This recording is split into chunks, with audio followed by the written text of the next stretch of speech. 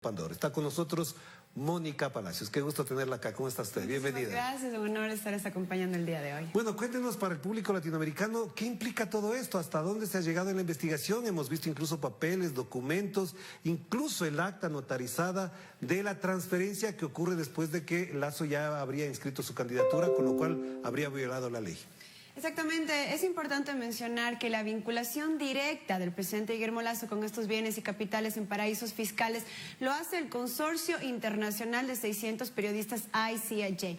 Nosotros en nuestra labor fiscalizadora desde la Asamblea Nacional, pues empezamos un trabajo de investigación, en este caso yo fui... Con base en lo que ya estaba. Exactamente, con base en lo que ya existía, para ver si efectivamente el presidente Guillermo Lasso estaba vinculado o no con bienes y capitales en paraísos fiscales. Yo en este caso empecé con esta investigación, viajé a los Estados Unidos y estuve también en Panamá, donde recabé información que efectivamente demuestran que el presidente Guillermo Lasso sí tiene bienes y capitales en paraísos fiscales y que los controla de forma indirecta, violando el artículo número 4 de el Pacto Ético de la Consulta Popular del año 2017, que dice que ningún funcionario público, entre ellos el presidente de la República, puede controlar directa o indirectamente bienes y capitales en paraísos fiscales, y el artículo número 8 de la misma ley dice que la violación pues de esta ley sería la destitución. Pero parecería que a él no le importa eso, porque como estamos escuchando y observando además de sus procedimientos,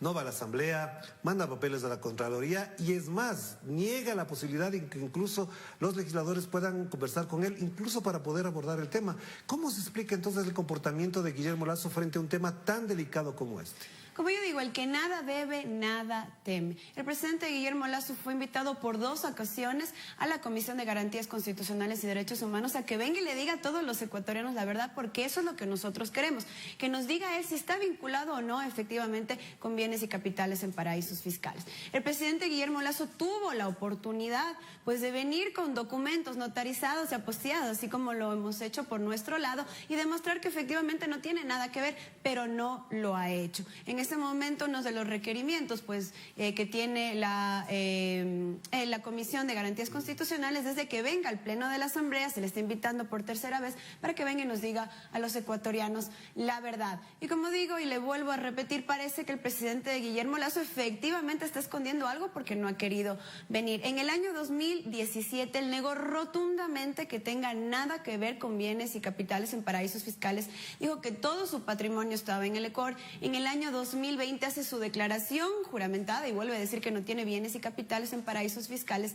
En el 2021, para ser exacto, el 21 de octubre, nos emite una carta diciendo que se excusaba de venir a la Asamblea Nacional, pero que sí era dueña de todos estos bienes y capitales en paraísos fiscales, incluido Pietro Overseas. Ahora bien, Mónica, esto es muy importante lo que acaba de mencionar, porque en el público latinoamericano quizás no le queda claro, pero él en el 2017 efectivamente dijo que sus propiedades y su patrimonio estaban en el Ecuador. En el 2021 dice que se deshizo en el 2017, es decir, que mintió. Si esto es así, se configurarían algunos delitos. El del perjurio es uno fundamentalmente que se ha estado planteando. Pero el otro que es más importante es hasta dónde él estaba en condiciones de asumir la candidatura en primer lugar. Y segundo, si es que eso ocurre, ¿por qué las autoridades que tenían que asumir esa responsabilidad, Consejo Nacional Electoral en primer lugar, calificaron la candidatura? La Constitución ecuatoriana dice claramente que el Consejo Nacional Electoral tiene que verificar toda la documentación que entrega a los candidatos. En este caso no lo ha hecho. Muchos juristas dicen que supuestamente el CNE no tenía la obligación de investigar, pero si a mí me dan unos documentos para verificar, yo tengo que ver si son reales o no.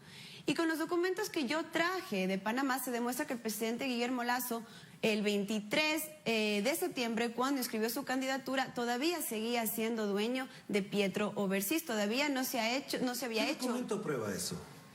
Tenemos la Gaceta Oficial, que es el registro oficial. ¿Qué es lo que dice la ley panameña? Que hasta que no esté registrado esta transferencia en la Gaceta Oficial, pues no está legalizado. Claro, entonces el presidente Guillermo Lasso empezó la transferencia el 10 de septiembre, se hizo efectiva el 19 de octubre del 2020, pero el presidente Guillermo Lasso hizo su declaración juramentada el 23 de octubre. ¿Inscribió su candidatura en qué fecha? El 23 de septiembre claro, del 2020. Entonces todavía no estaba legalizado completamente. Exacto. Ahora bien, frente a esto lo que pasa es que parecería que hay una un entorno, hay un conjunto de acciones que de alguna manera están legitimando una cosa. Primero, que él no tiene por qué rendirle cuentas a la Asamblea. Y segundo, que ya no necesita ser investigado de nada. Es decir, él ha cumplido con todas las disposiciones. Pero en la práctica, también en la Asamblea hay sectores que están legitimando la postura del presidente. Entonces, como preguntaba yo al principio, ¿hasta dónde Sebastián Piñera podrá ser absuelto y ahora Guillermo Lasso ni siquiera investigado a fondo? Nosotros estamos esperando que especialmente pues, el partido político de Pachacuti, el cual representa a las clases más necesitadas de este país, pues esté a favor de las personas que ellos representan. La evasión tributaria le roba a los ecuatorianos 8.000 millones de dólares al año aproximadamente, según datos de la CEPAL.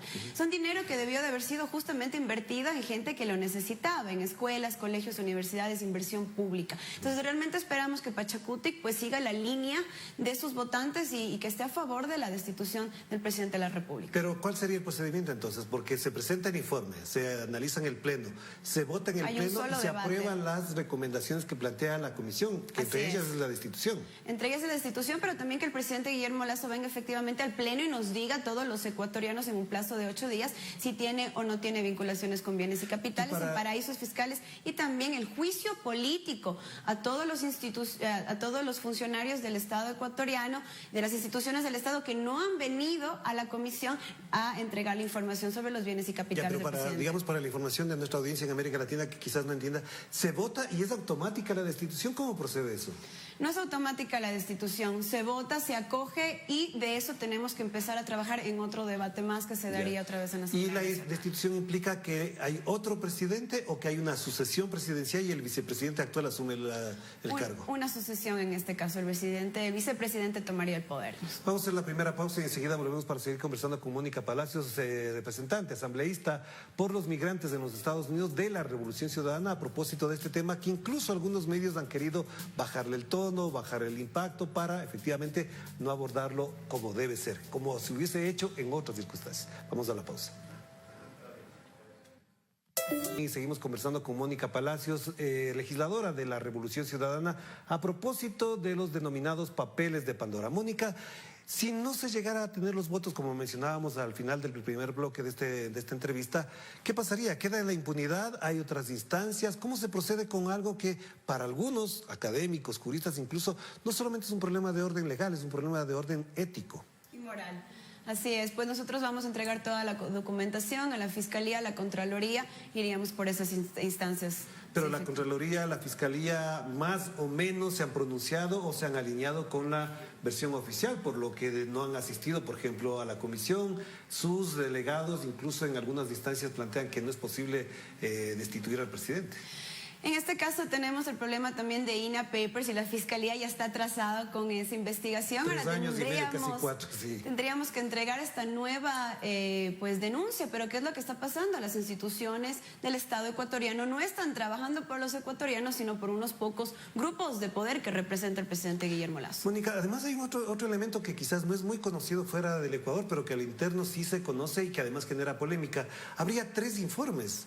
El de la comisión, el del señor Fernando Villavicencio y otro más que ahora no se me acuerdo. Y el de minoría. Y el de minoría, por supuesto, que también se presentó. ¿Eso se vota? ¿Cuál de los 3 informes se van a aprobar? Pues se tiene que escuchar los 3 informes y dependiendo de eso sí te tendría que votar. Bueno, en un informe el señor Villavicencio, que ya conocemos cuál es su trayectoria y su pasado político y su vinculación directa con el presidente Guillermo Lasso, dice que no tiene nada que ver. ¿Cómo se entiende que un asambleísta presenta un informe que no es parte de la comisión? Pues él en la Comisión de Fiscalización sí lo puede llevar a cabo. Ahora está claro que nosotros hemos traído pruebas contundentes de que demuestran que efectivamente el presidente Guillermo Lasso no solamente dio su declaración juramentada y mintió, sino que también está controlando, y ese es el gran problema, indirectamente sus bienes y capitales en paraísos fiscales en Panamá a través de sus hijos, de forma indirecta, violentando el artículo número 4. Y ese es el gran problema. Claro, porque ahí entonces habría que precisar otro elemento que es muy importante. Si él vendió, tiene que haber un una factura, un registro, un recibo de que vendió. Y si vendió, tiene que pagar los impuestos en el Ecuador.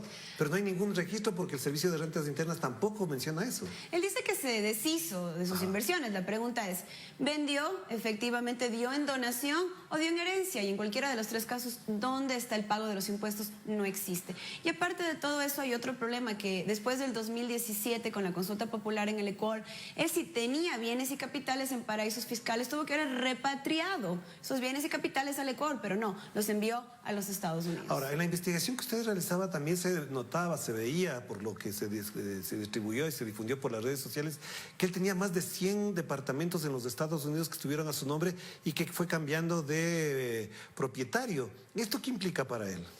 Bueno, él tiene 144 bienes en Miami, el cual yo visité cada uno de ellos solamente para que la gente sepa. Una renta en uno de los departamentos que él tiene, en Brickell Key, por ejemplo, un lugar bastante caro allá en Miami, cuesta $15,000 al mes. Él está incurriendo en el delito de testaferrismo porque él tiene pues al señor Miguel Macías, que era el ex vicepresidente del Banco de Guayaquil, a la señora Eubina Toriz, que era la gerente general del Banco de Guayaquil en España, como sus testaferros. Ellos son los que manejan todos estos bienes. O sea, Guillermo Lasso Mendoza trasladó la propiedad de estos 144 departamentos a Miguel Macías. Así es, y a Eubina. ¿Y existe el registro de ese traspaso? Pues sabemos que hay testaferros, lo que necesitamos justamente es sacar esos registros, que ya lo estamos. Ahora, toquemos otro tema que es muy importante, porque esto en el ámbito político tiene sus connotaciones, pero también ha habido una arremetida muy violenta y además muy perversa contra usted, con otras personalidades también de la Revolución Ciudadana, con persecución, difamación, atentado a la honra. ¿Cómo se explica todo esto? ¿Hasta dónde va a llegar? ¿Qué se han hecho para incluso poder parar esta acción vandálica, como dicen algunos ya? Pues yo he sido bastante franca y bastante directa con el ataque que yo he recibido vía mediática, en el cual pues los coidiarios y también pues los militantes del partido político Creo y del presidente Guillermo Lasso me han atacado de una forma vil y digamos cruel de cierta manera. Además. Misógina. Sí, así es. Pero la gota que derramó el vaso, si lo podemos decir así, fue el mensaje que puso el asambleísta Diego Ordóñez en sus redes sociales, atacándome, atacando mi moral y mi ética también. Claro. Y pues tratando de desprestigiarme como persona para que las evidencias que hemos mostrado pues ante el público no valgan. Entonces pues ya se ha presentado una queja ante el Consejo pues de la Legislatura, el Consejo Administrativo, en el cual se ha puesto la queja de la violencia política que he recibido por parte de él, así que estamos esperando respuesta y también vamos a hacer una denuncia ante el Tribunal Contencioso Electoral. Estamos buscando su destitución porque tenemos que marcar un hito, tenemos que realmente demostrarles a mujeres, niñas que quieran incursionar en la política que esta violencia no va a seguir en el Ecuador. Y además hay que hacer público que el señor Diego Ordóñez fue secretario de la constituyente de Sangolquí en el año 1998 y a él se responsabiliza incluso de esta transitoria que dio paso al feriado bancario después, así que sabemos perfectamente de quién se trata. Si es que esto está ocurriendo, ¿hasta dónde va a alcanzar el poder, la potencia política de la Revolución Ciudadana, de Mónica Palacios, de Pavel Muñoz o de un Andrés Arauz o Rafael Correa, para que esto se construya como efectivamente un procesamiento ético, moral, legal y constitucional de un delito que se está evidenciando en los documentos que usted ha mencionado? Nosotros hemos demostrado pruebas claras y esa fue la investigación que yo hice como asambleísta, como fiscalizadora. Ahora, nosotros desde la Asamblea Nacional estamos llevando el debido proceso. Aquí no hay injerencia de los líderes de la Revolución Ciudadana. Lo que nosotros hemos tratado de hacer es justamente hacer lo que tenemos que hacer en la Asamblea para que se diga la verdad a los ecuatorianos. Ahora, obviamente, hay críticas y se ha demostrado una y otra vez que el presidente Guillermo Lasso le ha mentido al Ecuador, pero lo que estamos esperando justamente es que se lleve el debido proceso. Pero parecería que no, porque los medios de comunicación, digamos que están alineados con el gobierno, las grandes cadenas de televisión, los grandes periódicos, apuntan hacia considerar que este es un ataque a él porque les ganó las elecciones a la Revolución Ciudadana. ¿Cómo se entiende entonces que después de esto se construya más bien el framing en contra? Es decir, quienes acusan son ahora los victimarios. Pues hemos visto que los medios de comunicación hegemónicos, igualmente las instituciones del Estado ecuatoriano, le encubren al presidente Guillermo Lasso y que no se ha querido decir la verdad de lo que está pasando. Pues nosotros hemos tratado de estar en medios alternativos, gracias por su invitación, pero por ejemplo yo no he sido invitada a ningún medio, eso que yo les he pedido a ellos con pruebas en la mano, porque cuando uno no tiene nada que temer, uno va con las pruebas y dice, eso es lo que está pasando, enfrentarse a la realidad, lo cual no lo ha hecho el presidente, pero como vemos está encubriendo, no sabemos hasta dónde vayan a llegar, pero yo creo que la ciudadanía, la voz populis, sabe que el presidente Guillermo Lasso le ha mentido y ha evadido impuestos muy necesarios en este momento para reactivar la economía. Pero además el presidente Guillermo Lasso, en 2 o 3 intervenciones que ha hecho con algunos periodistas que digamos están más o menos alineados en su perspectiva política, él ha descartado la posibilidad, primero ya lo dijimos, de ir, segundo de renunciar, porque efectivamente se considera que en este caso no es así, pero también ha señalado que hay una conspiración, y él ha hablado del triunvirato de la conspiración, Jaime Nebot, Rafael Correa, Leonidas Issa. ¿Hasta dónde este discurso, este relato político cala, digamos, en los sectores donde se toman decisiones? Pues aquí la ley es igual para todos, y si la Asamblea Nacional decide que efectivamente vamos a tomar las recomendaciones de la Comisión de Garantías, pues ese tiene que regir a la ley, tiene que venir a pues la Asamblea Nacional a decirnos la verdad y tiene que regirse a la destitución, así que estamos esperando que lo haga. No es lo que él quiera decir o lo que no quiera decir, la ley es igual para todos. Y es importante, como le dije al comienzo, la Asamblea Nacional no le han vinculado al presidente Guillermo Lasso directamente con estos bienes y capitales en paraísos fiscales. Ha sido este consorcio internacional ICIJ con pues la develación de toda esta información por parte de Pandora Papers. Donde se incluye el diario El Universo, además, al cual le mandó una carta bastante ofensiva desde mi punto de vista. Así es. Entonces nosotros lo que hemos hecho como Asamblea Nacional es hacer la investigación para ver si lo que estaba diciendo este consorcio era verdad o mentira, pero lo que hemos comprobado es que efectivamente es verdad. Pero además hay un elemento que lo destacó el vocero presidencial Carlos Gijón, que es abogado, no creo que sea periodista del todo, como se plantea, eso es un criterio muy personal. Él dice que él no va porque él había pedido a la comisión que mientras no vayan todos, él no podría ir. Entonces ahora, en el pleno, ¿tienen que ir otras personas para que él pueda ir al final o es el único invitado en este caso? Él es el único invitado en este caso. Las recomendaciones de la comisión son claras. El presidente Guillermo Lasso tiene 8 días para venir a decirnos a todos los ecuatorianos y ecuatorianas la verdad. Y como yo digo, el que nada teme, nada debe. Claro. Entonces él debió de haber venido, no simplemente enviarnos una carta, debió de haber venido y ahora le estamos esperando con sus pruebas de descargo para sentarnos democráticamente y conversar, que responda a las preguntas de los asambleístas y que diga si tiene o no tiene. Si yo no tuviera en este caso, yo viniera con mis pruebas y dijera no tengo ninguna vinculación, no quiero que mi nombre esté envuelto en esto, pero el presidente Guillermo Lasso no ha hecho absolutamente nada. Pero a ver, si me pongo de abogado del diablo, él tendría razón en algo. Yo al 24 de mayo tengo esto y en esto no consta nada de paraísos fiscales. Entonces, si fuese así, él tiene la razón.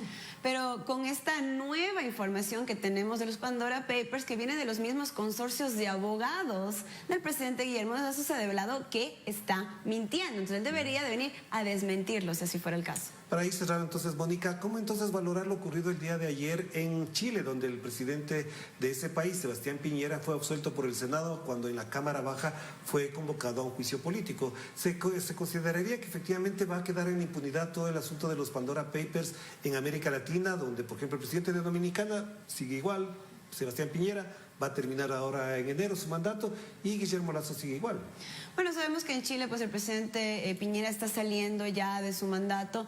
Hay esta pelea entre la derecha y la izquierda también por estas votaciones, pero en el caso ecuatoriano el presidente Guillermo Lasso está recién empezando su mandato, pues y no puede ser que el presidente de la República, que debe ser el ejemplo para todos los ecuatorianos, siga en el cargo que está si no está haciendo el trabajo que tiene que hacer, y aparte de todo el problema de perjurio y de mentira hacia los ecuatorianos y ecuatorianas. Entonces, la última pregunta. En el caso de que la Asamblea votara absolviendo al presidente Guillermo Lasso, ¿qué va a pasar en Ecuador? ¿De qué manera va a gobernar? ¿Hasta dónde efectivamente su gestión, su responsabilidad, incluso su prestigio político queda menoscabado? Pues como vuelvo a repetir, esto es algo ético, algo moral, algo legal. Yo creo que el presidente Guillermo Lasso realmente debería, de si efectivamente es comprobado como lo hemos hecho, dar un paso al costado. Si no lo hace, pues es la voz populis, lo cual lo determinará de otra manera. Y no quiero dejar de lado algo muy importante antes de cerrar, por supuesto. Él ha amenazado en algunos momentos, por ejemplo, con la muerte cruzada. ¿Es posible pensar en un escenario de muerte cruzada en función de que lo que él considera la Asamblea no está cumpliendo a cabalidad su función? O por el contrario, la Asamblea también podría convocar a una muerte cruzada para que en el plazo de 6 meses haya nuevas elecciones. Pues una resolución de la comisión es que acojamos el artículo 130.2 de la Constitución, en la cual nos iríamos a una muerte cruzada. Claro, todos se van a la casa. Así claro, es, todos así nos es. vamos a la casa y nosotros, especialmente el bloque de uno, estamos dispuestos a irnos a la casa si eso es lo que quiere el pueblo ecuatoriano.